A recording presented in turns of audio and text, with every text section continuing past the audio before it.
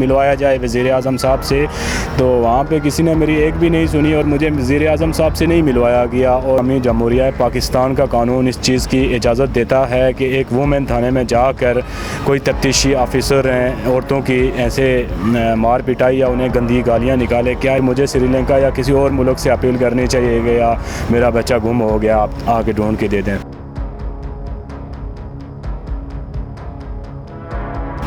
अस्सलाम वालेकुम, daily country news के साथ मैं हूं मोहम्मद सदीक और मैं मौजूद हूं इस वक्त इस्लामाबाद में। नाज़रीन, मेरे साथ इस वक्त मौजूद हैं आज़ाद कश्मीर के ज़िला पुंछ से तल्लक रखने वाले मोहम्मद ज़ुबैर चुगताई, जिनका आज से 36 दिन कबल 3 साल का बेटा जो है कायद-ए-आज़म यूनिवर्सिटी के करीब जो गांव है वहां से लापता हो गया था। अभी तक क्या पेशरफ्त हुई है, आइए इनसे जानते हैं। जी, मेरा नाम मोहम्मद ज़ुबैर है, वल्द मोहम्मद इदरीस ख़ान, और ज़िला पुंछ से मेरा ताल्लुक़ है, रावलाकोट तहसील और ख़ास बंगोई वज़ीर आज़म तनवीर इलियास साहब के हल्के से मेरा ताल्लुक़ है। तो मेरा बच्चा 13 जून आज़ाद कश्मीर से अपने ननिहाल आता है। 14 जून दिन 11 से 1 बजे के दरमियान मेरा बच्चा वहाँ पर, और भी बच्चे थे साथ में खेलते हुए, मेरा बच्चा वहाँ से लापता किया हो जाता है, अगवा कर लिया जाता है। और दिन 2 बजे के टाइम पे हमें इत्तला मिलती है कि आपका बच्चा लापता हो गया। मैं वहाँ पर एक मामूली सा होटल चलाता हूँ आज़ाद कश्मीर में, वहाँ से जल्द अज जल्द यहाँ पर पहुँचा इस्लामाबाद में। मैंने आगे देखा कि पुलिस की भारी नफरी वहाँ पे 20-25 बंदे वहाँ पे मौका वारदात पे मौजूद थे, जो कह रहे थे कि हमने पूरा इलाका ढूंढ लिया, हमें यहाँ पे बच्चे के कोई शवाहिद नहीं मिले। करीब तरीन जो जंगल है इसमें थाना सेक्रेटेरिएट में चले गए FIR दर्ज करवाने के लिए, जहाँ पर के पुलिस को मैंने जाके साफ़ अल्फाज में ये बात बताई कि इस्लामाबाद पुलिस को कि मुझे FIR दर्ज करवाना या इन चीज़ों में कोई मालूमात नहीं है, क्योंकि मैं इससे पहले कभी थाना कचहरियों के चक्कर मैंने कभी पूरी अपनी ज़िंदगी में 34 साल की ज़िंदगी में मैं कभी थाना कचहरी में नहीं गया हूँ। उस वक़्त मैं बहुत इस वक्त परेशानी के आलम में था, घबराया हुआ था। जैसा पुलिस मुझे बताती गई मैंने पुलिस के बातों पे अमल किया और FIR कटवा दी। कार्रवाई शुरू हुई जिसमें पुलिस ने जो नामजद शुदा बंदे थे FIR में, पुलिस ने उन लोगों के ऊपर कार्रवाई करते हुए उन्हें अरेस्ट किया और थाने लेकर गए। उनसे पूछताछ हुई, 8 दिन तक पूछताछ चली उनसे। उसके बाद उन्हें छोड़ दिया, कहा कि भाई इनके पास कुछ भी नहीं है। उसके बाद पुलिस ने बैक कार्रवाई करते हुए उन्होंने फैमिली को आके कहा, जी हमें अब आपकी फ़ैमिली पे शक है, ये फैमिली मैटर है। उन्होंने मेरी सास और मेरी वाइफ को उठा लिया और थाने में वुमेन थाने इस्लामाबाद में लेके चले गए और वहाँ पर 7 दिन मेरी सास को और 4 दिन मेरी वाइफ को रखा वहाँ पे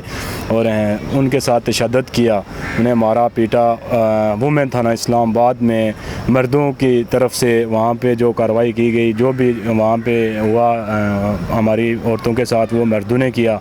कार्रवाई मर्दों ने की। क्या मैं पूछना चाहता हूँ कि इस्लामी जमहूरिया पाकिस्तान का कानून इस चीज़ की इजाज़त देता है कि एक वुमेन थाने में जाकर कोई तफ्तीशी ऑफिसर हैं औरतों की ऐसे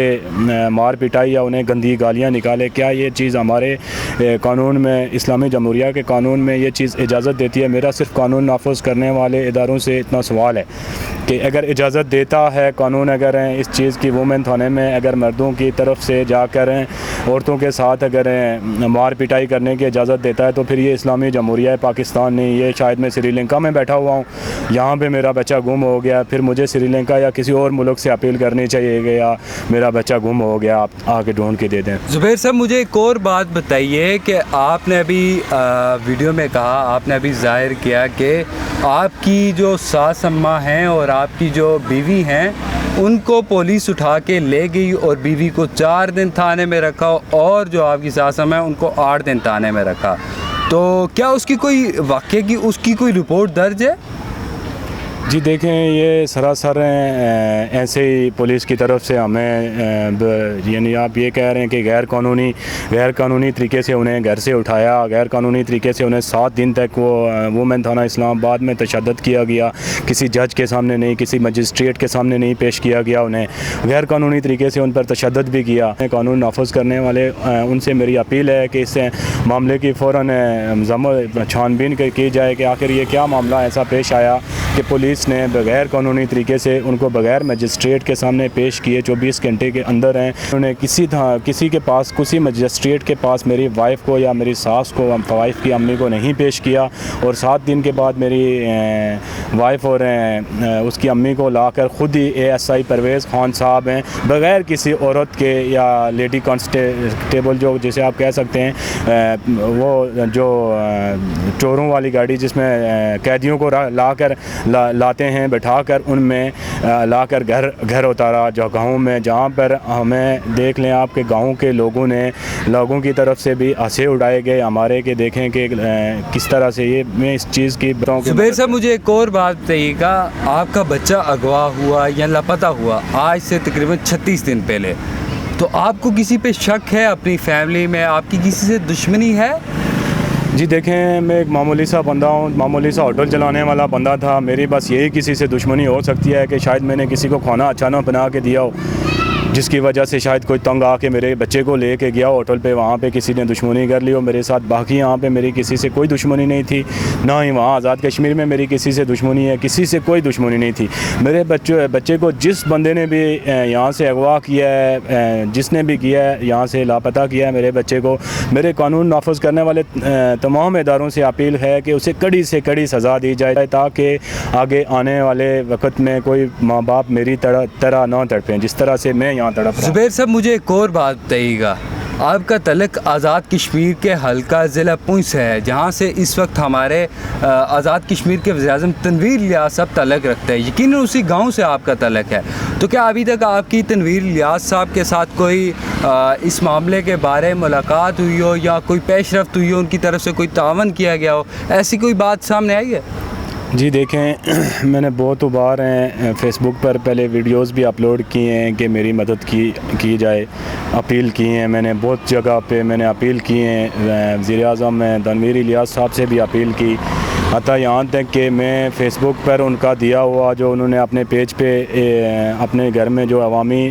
पार्टी रखी हुई थी, जो अवाम के से रिलेटेड जो उन्होंने रखी हुई थी, वहाँ पर भी जाके पहुँचा उनके अफेट वाले घर पे, उनसे मिलने की हर मुमकिन मैंने कोशिश की, लेकिन वहाँ मैं नामुमकिन रहा, उनसे मुलाकात नहीं हो पाई मेरी, जिसका मुझे सख्त अफसोस है। वहाँ पे उनके जो नसीम साहब थे और लोग थे, उन्हें मैंने अपनी परेशानी बताई भी कि मुझे हर मुमकिन मिलवाया जाए वज़ीर-ए-आज़म साहब से,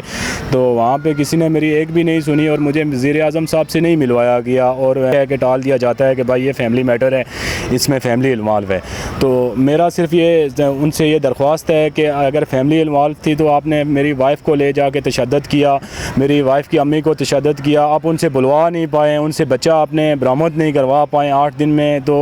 एक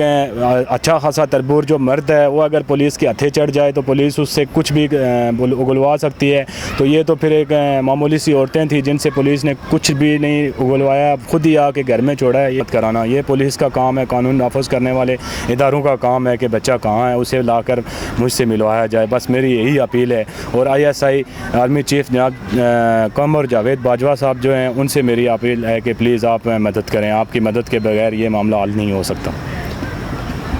नाज़रीन, ये थे मोहम्मद ज़ुबैर चुगताई, जिन्होंने वज़ीर-ए-आज़म आज़ाद कश्मीर सरदार तनवीर इलियास समेत वाक़िदार हुकूमत की इंतज़ामिया और पाक फ़ौज के सरबराह कमर जावेद बाजवा साहब से ये पुरज़ोर अपील की है कि उनके बच्चे को ढूंढने में उनकी मदद की जाए। कैमरामैन टीम के साथ मोहम्मद सिद्दीक़, कंट्री न्यूज़, इस्लामाबाद।